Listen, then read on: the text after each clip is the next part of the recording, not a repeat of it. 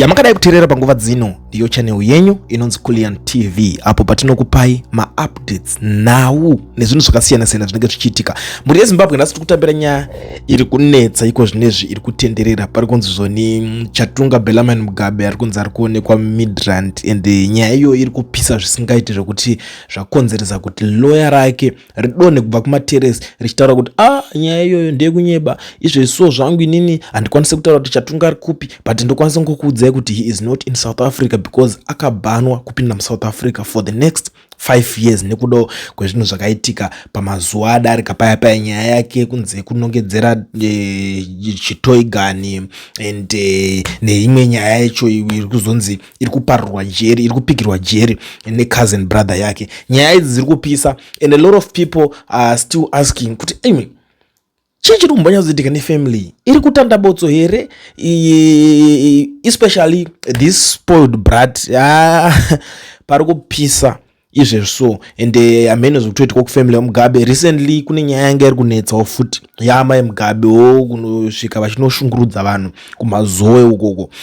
Saka vanhu ndopataura kuti pane here zvisina kunyatsogadzirisika zvinoda kuti zvinge zvichigadzirisika in this family, because honestly speaking ukaona pakunzi mfano akubatikira futi muSouth Africa muno mahaasi mafanis tiri kutaura futi recent incident yakabva kuitika recently kumazoe nenyaya dzaamai vacho idzi, it's something else. But hatingapedzi nguva yakareba tiri papa because inini chandinge ndichingoda ndichingoopfura nepanapa ndongonyeurira kuruma nzeve ndewako kuti tinge tichizivisana zvimwe zvinhu zvinenge zvichiitika, right? There is a good news dziri kutenderera on the issue of 31 July. Vanhu veMarch and March vati vari kuda kubatsira maZimbabweans kuti vange vachimacha hanzi, because ndikuona kuti maZimbabweans vanenge vari kukwata chinhu ichi. Chiri kuitika vanhu veMarch and March zvekumacha zvitotanga zvitori muDNA mavo, kungomacha igive kwavari.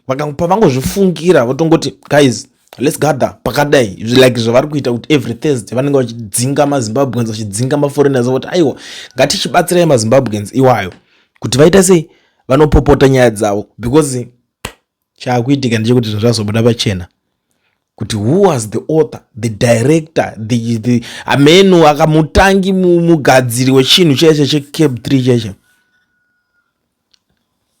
And you know what, everyone is still shocked. Vanzwa munanga kwachibvunzwa about that thing cheCape 3 kunzi ko Mr President pamakanzwa kuti parliament yapasisa Cape 3 makafila sei? Ndakafara vakagona because ndakatowatarisira kuti vange vachidaro. Tichadzidza zvakawanda, but anyways tichazoona kuti nyaya yacho ichazenge ichiperera kupi, because ndo dzimwe dzenyaya dzatinodawo kuti tinge tichinikira pese patinotaura nyaya atifanira kusirira nyaya yeCape 3.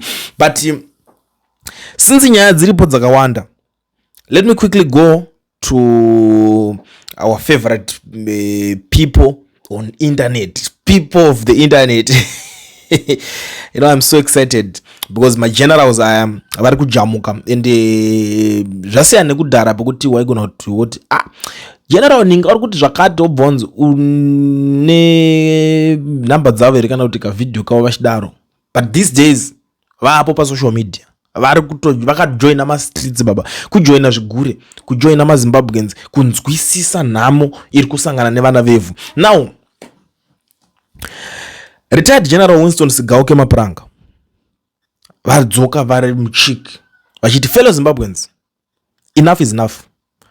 I have watched in the utter disgust as constitutional amendment number 3, this reckless Cape 3 madness was rammed through parliament and signed into law with indecent haste.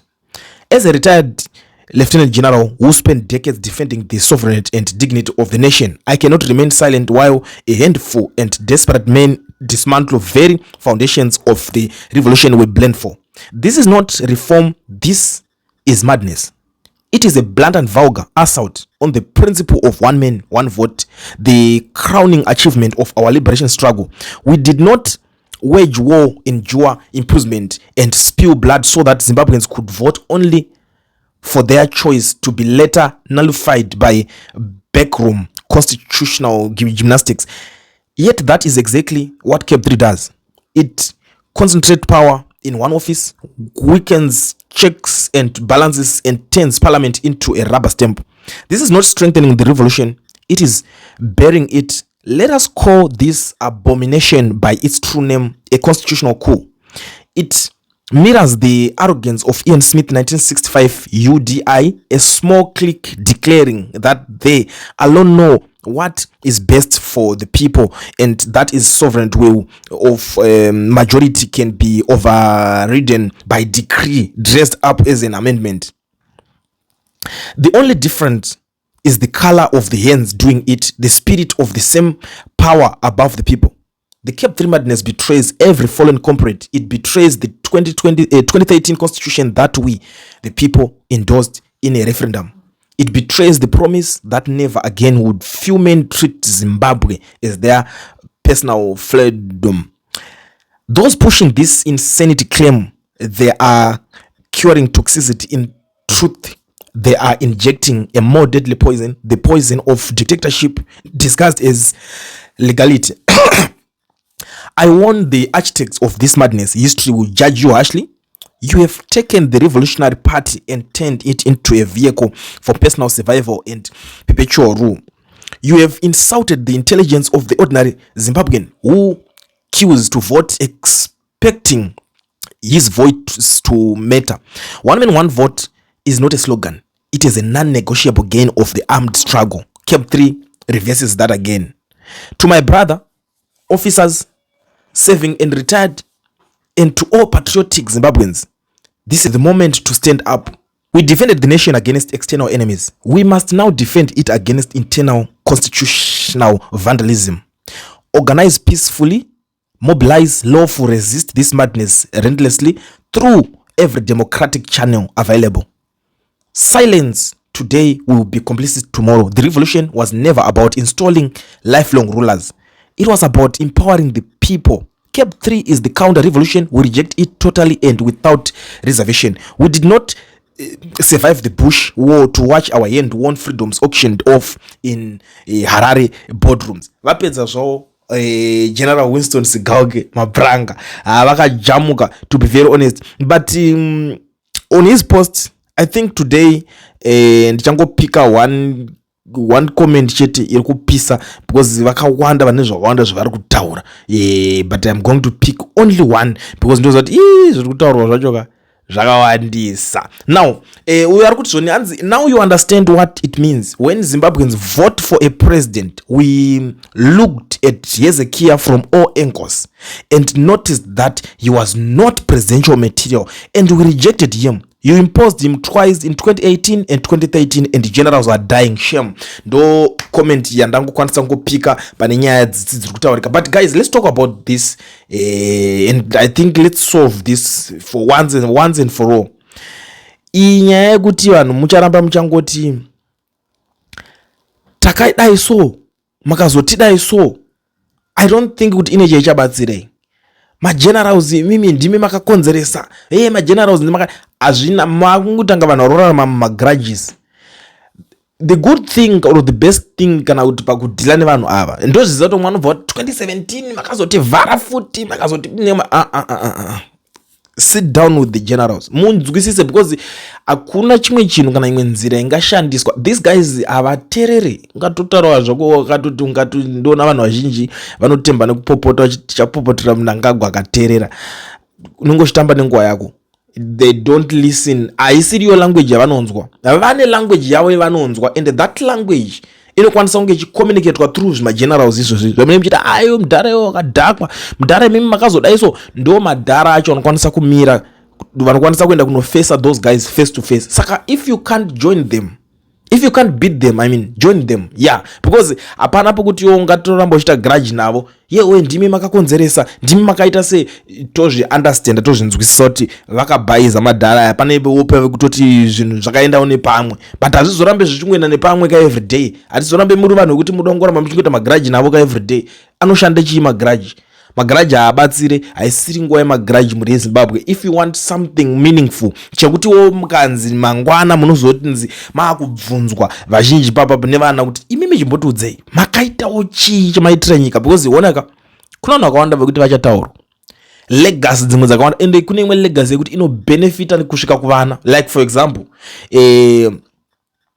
tarisai Mugabe akasiya legacy atogadzira zita Mugabe but look at his kids vari kurarama vakagadzirirwa zita nomudhara wavo izvezvi. So kana uchida kuona kuti a good example mwana wako ngaapare same yanga yaparwa na Chatunga uone kuti anoibuda here oro iwewe try it uone kuti zvinopera sei. So unoona kuti zita rakatogadzirwa nababa wacho iroro rikanzi vana vangu zvinozoda haana kugadzira akachiti vana vake vanozoda but iye zvaakatoita izvozvo zvinoita kuti vanhu vakawanda varambe vachiita sei vachimurespecta. So kuti next generation ikwanisa kunge ichizotirespecta isusu hatiti munenge maitawo something chinobatikazve. Ana Mugabe vatone chimonya chemubrain chavakashandisa panguva yavo iyoyo ndio naona vakawanda toramba vachingopopota zvakazodai but pane nguva yekuti akagona kushandisa pfungwa dzakatosvika pakushanda akatonga makore anoda. Muri kuona mezi dzacho and look at what is happening right now. These guys varipo vakatoshandisa chimonya futi chavakatoshandisa chimonya chemubrain nechimonya chemumhasuru chaicho chekutonzwisisa kuti ora izvezvi akomana ndio zvitoripo kutosunga face chako munhu achitoita zvinhu like what is happening izvezvi hazvigamuchirike guys. Tingada kutaura zvinhu zvokuti kb3 iwe uri munhu chachekana kuti zvinoitika haungambozvidewo but izvezvi munotofoswa mese kungonzi tamba iri kurira wakomana pana rocomplaina who is complaining. Hapana anobudikira achiti inini ndini ndiri kucomplaina, hapana anobudikira achiti inini ndini ndiri kurwadziwa nazvo. Munongoperera mukunyarara mese zvovharana. Unongonzwa mangonzi anenge abwekana opinda ke machira make kana wopedza pera warara imomo womuka ujoina vamwe. Imagine kutosungirana face ikoko kutoshinga zviripo. Saka chinozonzi imimi alright iwo ngatitaure for example wobva wabuda uchingotukirira madhara. Ngatiti vanongoramwa. Yes, vanongoti imi zvakadhakwa. But because izvezvi muri kuda kuvaramwisa nditi muri kujoina zvinhu zviri kutangwa netimu reintelligence raya because vanouya kulead into something. Panotanga kutaurwa nyaya zvitarisise said pastor Chamisa padi vanotanga kunokomenda pastor Chamisa wakabvira kudhara iwo wakakundikana kare ndizvo vanotanga kuita. This is the same situation iri kuitika even pamagenerals. Vanotanga kunzi one of the intelligence guys ndiani ngosvika ongokomenda kuti anotichizonyora mafacts ekuti wega ukazvinzwa so unobvunzwa mupfungwa wako zvichiringa so kuti zvechokwadi mani madhara yakabhayiza vanobhayiza stereki unzi aiwa imimi ndimi makakonzeresa makasiyire ichiva chizodai makatovhara makatakatona kuti hasi ndichache iye munhu aritoripa payroll achitokuitira zvinhu izvozvo.